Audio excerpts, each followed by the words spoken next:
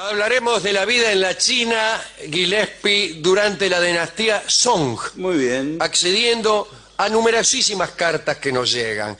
Gentes en la puerta acá del Paseo La Plaza durante días, pidiendo a los gritos que habláramos de una vez No con los mejores de modales. la China. No, porque hay gente que lo pide mal. A mí si me lo piden bien, Claro. no lo hago. Pero de prepo. Claro, de prepo me sacan hasta la camisa. Vamos a ver cómo era la vida durante la dinastía Song. ¿Por qué se calla esto? La vida en China en la dinastía Song. ¿Por qué, Alejandro? Obstinadamente los medios se niegan a hablar de esto. Sí. Bueno, ¿y por qué hay intereses? Hay mucho interés en que no se sepa cómo era la vida en China durante la dinastía Song. ¿Para qué ¿Por quieren, qué? ¿Para qué quieren que no se sepa esto? Sí. No lo sé. No lo sé. Ubiquémonos entonces en China allá por el siglo XIII.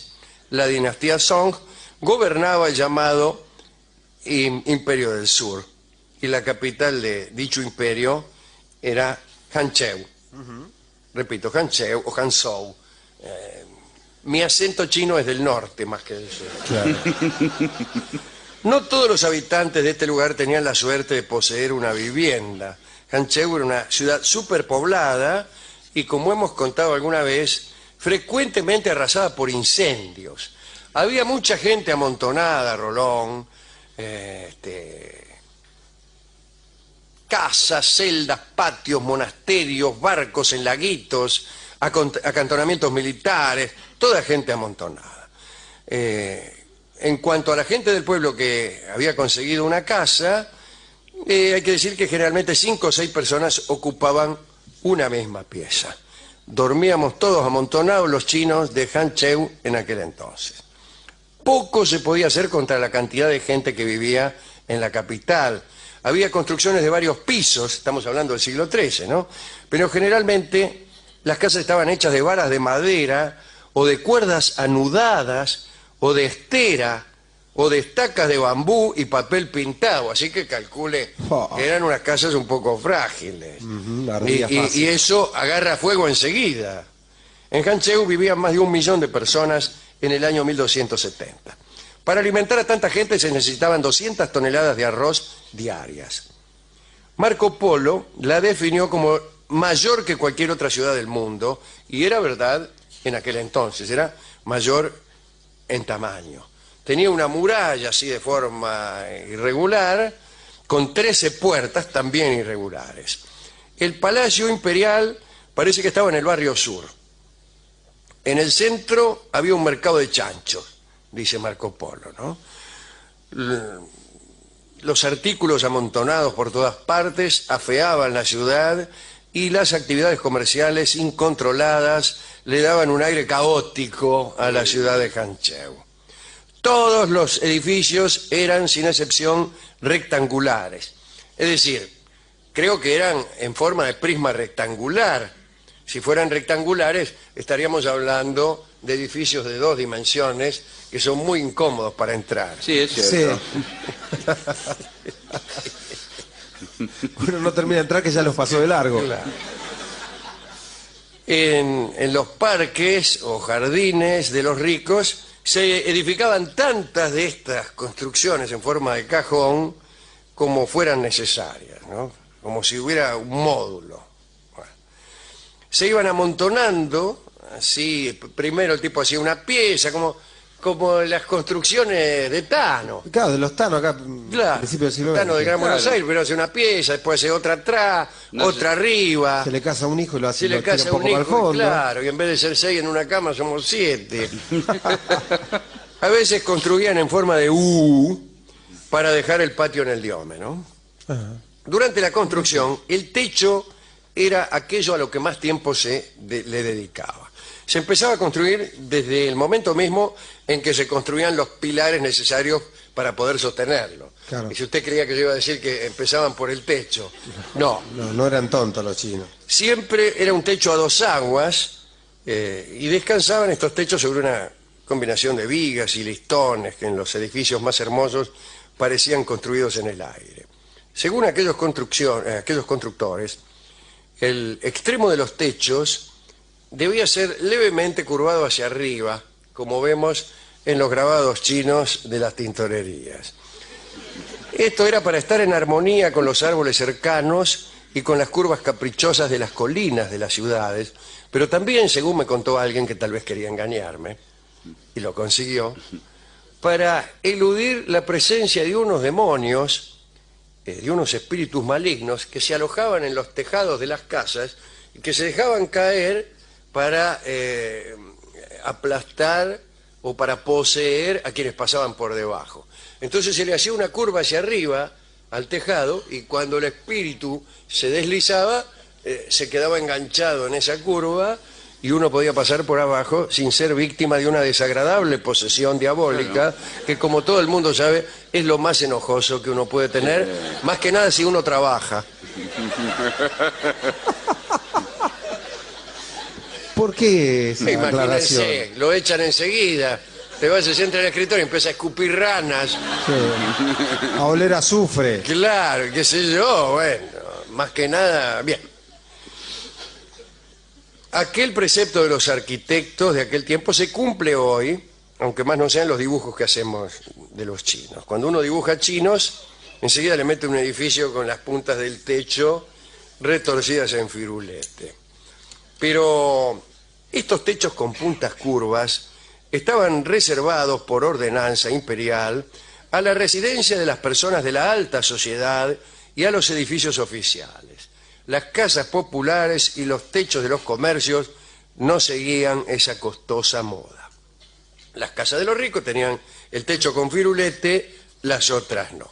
Un detalle: las ventanas estaban hechas de enrejados que formaban cuadrados, pero las partes vacías se cubrían con papeles encerados, es decir, donde ahora ponemos los vidrios, ponían papel encerado, adornado con flores o con figuras de animales. Estos papeles se vendían en los mercados de Hancheu para decorar.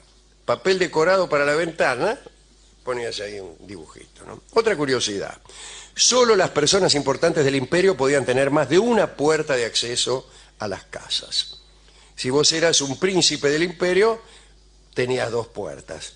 Pero si eras un gil, como yo, una sola.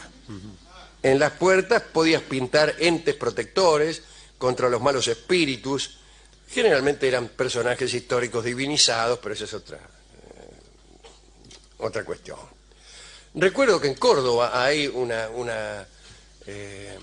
edificio jesuítico que, según me explicaban, había recibido autorización para tener más puertas de las que les correspondían conforme a derecho. Ajá. Quiere decir que también allí imperaba esta forma de autorizar puertas según la jerarquía del propietario de la casa. En las casas importantes, cada pabellón, cada pieza de esas rectangulares que hemos mentado, tenía su uso particular. Por ejemplo, tenían una pieza para mirar el claro de luna. ¡Ah! El bacán... ¿El bacán? El bacán tenía muchas piezas. Claro. Que tenía una sola pieza que el claro de luna. Sí, miro lo que puedo. Éramos 6 en una cama. Claro. Pero los bacanes, digo, ¿no? Sí. Los mayorengos y todo eso, tenían muchos pabellones, muchas habitaciones. Una para mirar el claro de luna. ¿Quiere mirar el claro de luna? Bueno, pase por acá. Otro para las sesiones musicales, otro para los banquetes, otro decorado en su interior con pinturas que representaban paisajes nevados. ¿Para qué? Para inducir el fresco en época de mucho calor. Como no había aire acondicionado... Sí, te pintaba... claro, cuando venía el calor vos tenías un pabellón que tenía pintado, por ejemplo, una ladera nevada. Sí. Entonces vos entrabas, ¡ay! Dice, qué fresco que está acá, ¿no? Y también cuando venía el frío, por ejemplo, tenías una pieza donde tenías pintado... leñas. No sé, un incendio, leña, tenías pintada leña ardiendo. Y algunas tenían leña ardiendo. Porque si bien no había aire acondicionado, leña ardiendo había. Claro. Y el fuego ya sabía. Qué curioso, ¿eh? Qué curioso. Bien. No, seguramente pintarían paisaje. dragones echando fuego, se me ocurre, ¿no? Ajá. Que son muy eficaces para calentarse las patas. El piso estaba recubierto de ladrillos esmaltados, una especie de cerámica, ¿eh? Sin embargo, aparecen las crónicas que en algunas residencias había un piso parecido al piso de parquet y tenía incrustaciones de flores de plata. Un parquet con incrustaciones de flores de plata que era, sin embargo, levantado por los peronistas para hacer asados. Pero ¿cómo?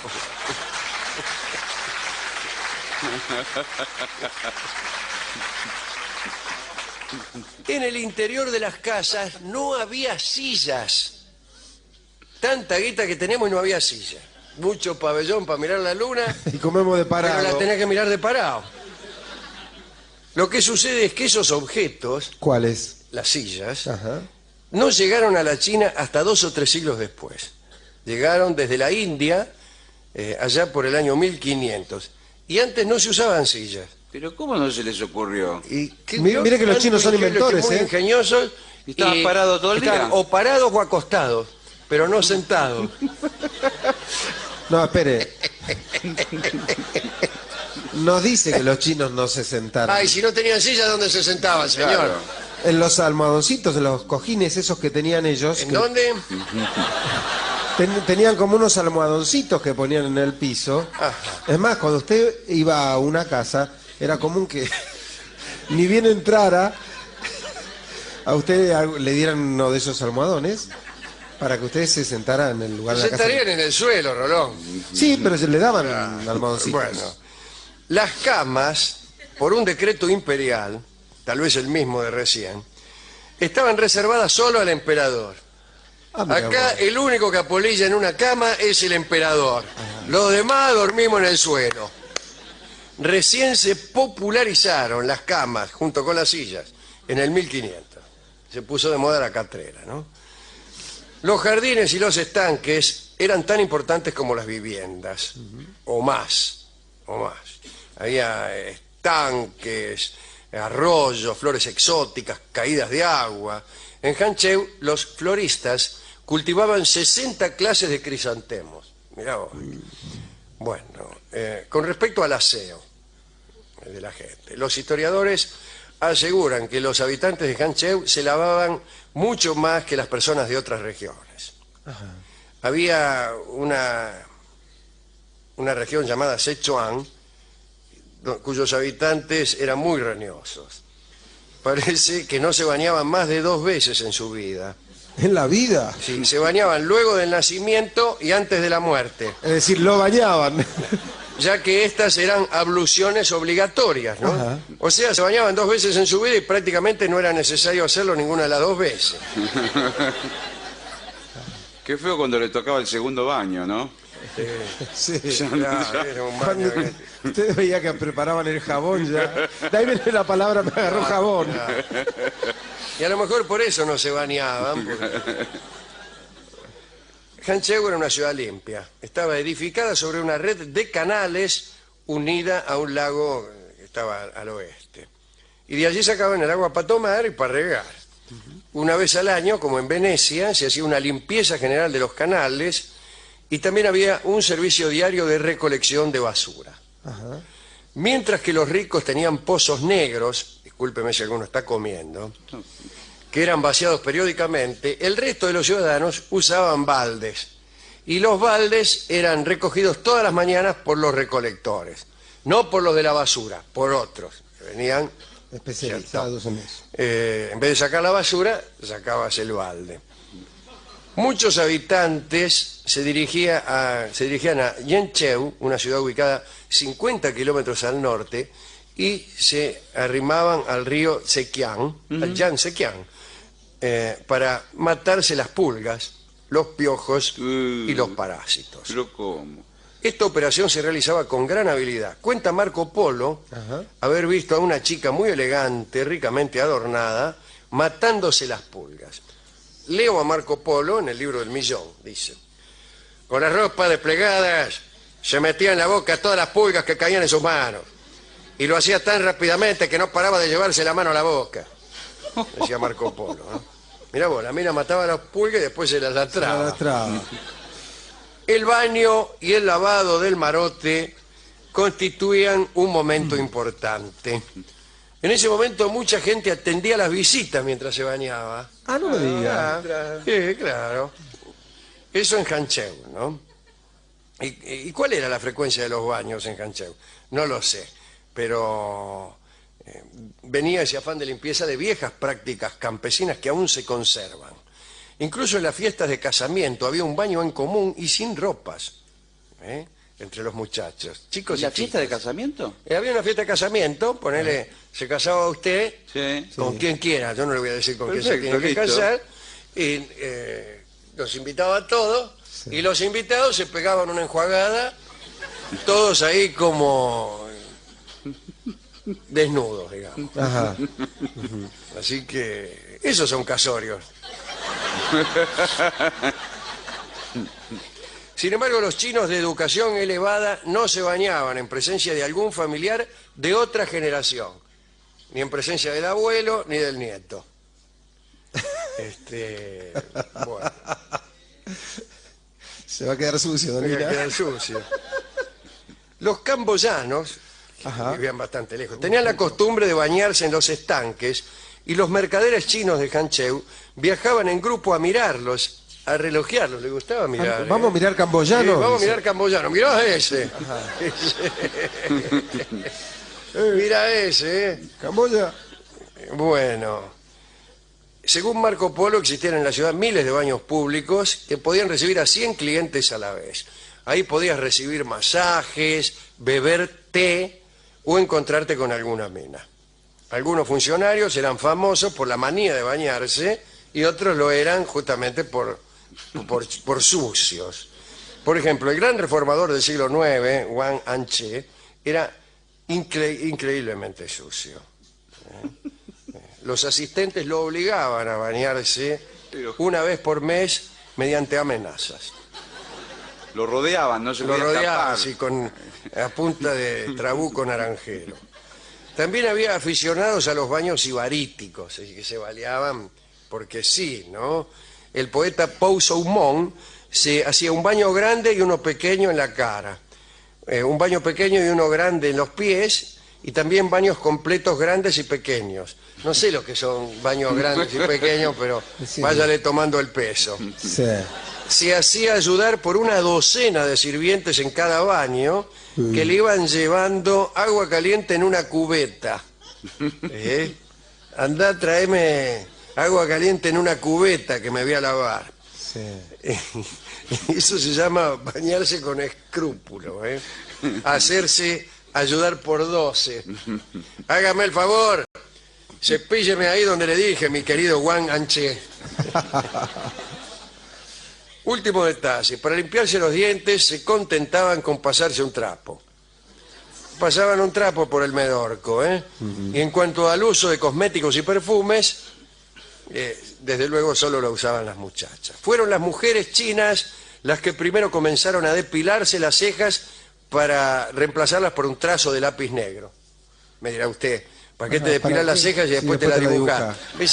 Es ese gusto por lo artificial que una tiene. Había mucho borracho también en aquella ciudad. ¿Sí? Había algo parecido a la policía y los principales enemigos eran los curdelas que había en Hancheu.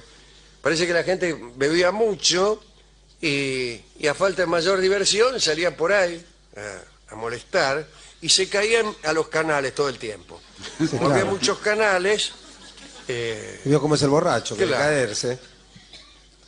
era una ciudad parecida a Venecia, pero distinta. Si vamos a pensar que cada ciudad con canales se parece a Venecia, no sé dónde vamos a ir a parar. Bueno, todas las noches sacaban unos cuantos que se caían a los canales. Generalmente mamados, ¿no? Se caían mamados, salían muertos. Y fue posiblemente el primer ejemplo de ciudad con problemas de gran metrópoli, de hacinamiento, problemas sanitarios y también el problema de la vivienda, el problema de la gente que andaba por ahí sin tener dónde vivir. Y bueno, ¿y a quién quiere dedicar esto, a los arquitectos de Hancheu, Alejandro, que cuidaban esta armonía de la casa, con los árboles, con las montañas. Nosotros que nos toca cierta falta de planeamiento urbano, digamos, para cuidar la belleza de la ciudad, ¿no? Uno anda por ahí, ve un edificio grandote, una casa chiquita, todo. Me parece que es una linda cosa esto de tratar de cuidar que el lugar donde uno está sea bello. Y ya que hablamos del Imperio del Sur, permítame dedicarle esto al protector de los pueblos libres del sur, al amigo Artigas. Bueno, muy bien, ya que hay muchos orientales esta noche.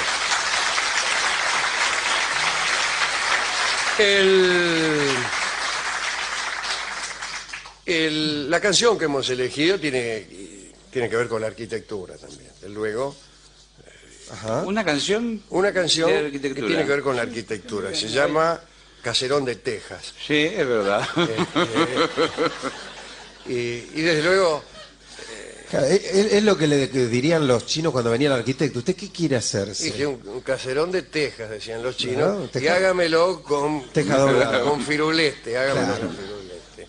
Escucharemos, dedicado también a mi tía Elcira, esta versión, la que a mí más me gusta de cuántas se han hecho, y que es la poco difundida versión de Libertad Lamarque.